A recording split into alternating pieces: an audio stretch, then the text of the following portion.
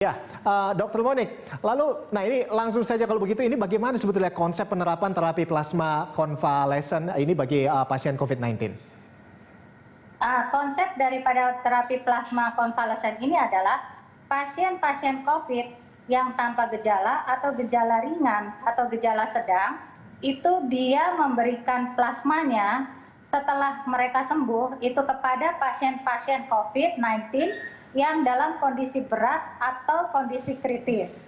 Sehingga antibodi yang terkandung di dalam plasma pasien-pasien COVID yang sudah sembuh tersebut itu dapat membantu antibodi pasien-pasien yang masih menderita penyakit tersebut untuk menghilangkan virusnya dan sembuh.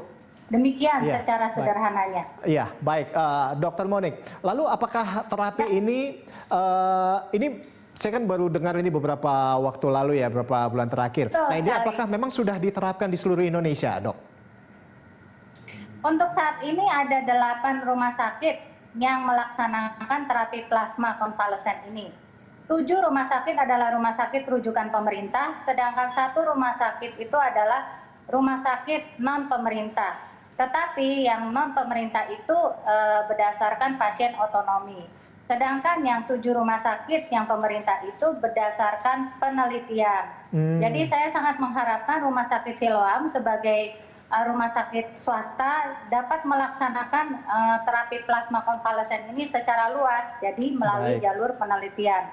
Tentunya dengan hal itu maka menjadikan Rumah Sakit Siloam itu menjadi role model bagi rumah sakit swasta lainnya untuk menjalankan penelitian terapi plasma konvalesen ini, sehingga dapat memberikan terapi plasma kepada pasien dalam jumlah besar. Demikian. Dokter Monik, lalu adakah syarat khusus gitu dok ya? Mungkin harus ada hubungan keluarga, memiliki golongan darah yang sama, atau seperti apa syarat-syaratnya untuk terapi plasma ini? Nah, yang 3 syarat utama yang untuk masyarakat awam itu adalah yang pertama itu donor itu harus memberikan hasil positif pada pemeriksaan swab atau PCR yang membuktikan bahwa dia memang benar-benar menderita penyakit COVID-19. Syarat kedua adalah dia harus 14 hari bebas daripada gejala atau 14 hari sembuh daripada COVID-19. Syarat ketiga adalah setelah sembuh dari COVID-19 maka harus memberikan pemeriksaan PCR 2 kali negatif.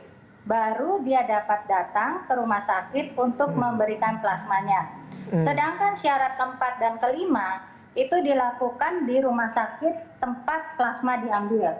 Yaitu yang pertama adalah screening, ya kan? Screening untuk menentukan bahwa tidak ada anti-HLA di pasien tersebut.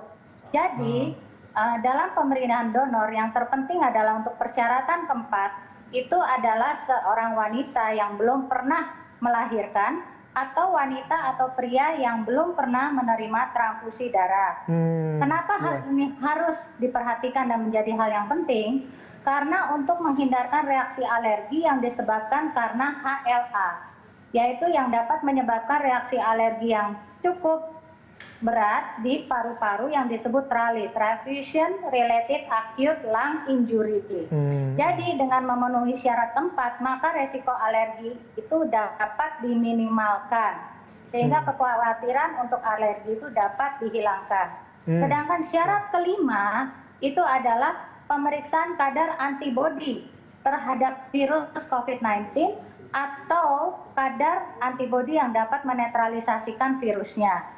Syarat keempat dan kelima ini dilakukan di pusat-pusat kesehatan atau rumah sakit rujukan yang melaksanakan penelitian terhadap terapi plasma ini. Demikian.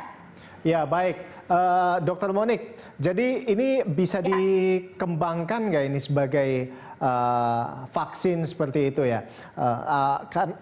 Ya nantinya, atau mungkin bisa menjadi pencegahan gitu ya untuk orang-orang yang belum atau tidak terkena COVID ini?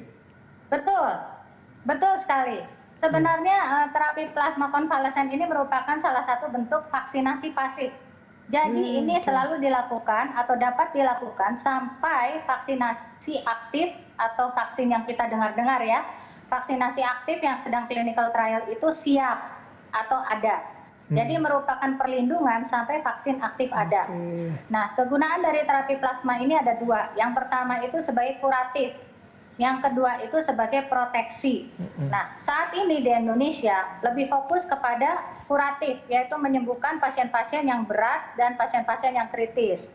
Tetapi menurut saya dan juga dari diskusi-diskusi dan juga berdasarkan salah satu pakar daripada terapi plasma di Amerika Serikat, Arturo Casadevall, terapi plasma ini merupakan salah satu jalan untuk memberikan proteksi terutama bagi golongan-golongan yang rentan terkena COVID-19 ini. Baik. Demikian, Baik. Ya, dokter.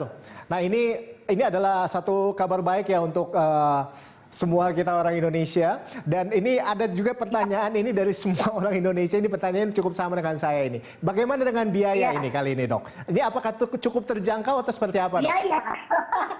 Memang biaya itu harus dipikirkan ya. Tetapi saya akan mengajukan fakta atau kenyataan yang ada saat ini yang sudah terjadi di Jakarta. Jakarta itu salah satu merupakan pusat kota di mana RSPAD merupakan salah satu rumah sakit utama ya yang menyediakan plasma ini baik untuk keperluan RSPAD sendiri maupun keperluan rumah sakit di luarnya. Bahkan beberapa saat yang lalu RSPAD juga sudah menyumbangkan plasma yang dimilikinya kepada Rumah Sakit Dr. Sutomo. Nah, bagaimana untuk rumah sakit yang non pemerintah yang membutuhkan plasma yang terletak di Jakarta itu dapat mengajukan surat permohonan dan pengajuan itu kepada RSPAD. Tentunya juga dengan membawa golongan darah penderitanya ke RSPAD. Nah, pada saat diperiksa dan ada golongan plasma yang cocok, maka RSPAD akan memberikan plasma yang sesuai dengan kebutuhan tanpa dipungut biaya sepeser pun. Itu yang terjadi pada sesama teman sejawat saya yang telah memberikan plasmanya kepada salah satu pasiennya secara otonom dan kemudian pasiennya saat ini sudah dilepas dari alat bantu napas dan dapat bernafas sendiri serta dalam monitoring atau pemantauan ketat kondisinya semakin membaik. Jadi kabar baiknya Dr. Monik yang memang terjadi saat jadi ini. Kabar baiknya Dr. Monik kita bisa dapatkan juga dengan cara cuma-cuma seperti itu ya dokter ya. Ya baik, terima kasih Dr. Monik sudah bergabung bersama kami di News on the Spot kali ini. Sukses terus Dr. Monik. Ya, terima kasih banyak.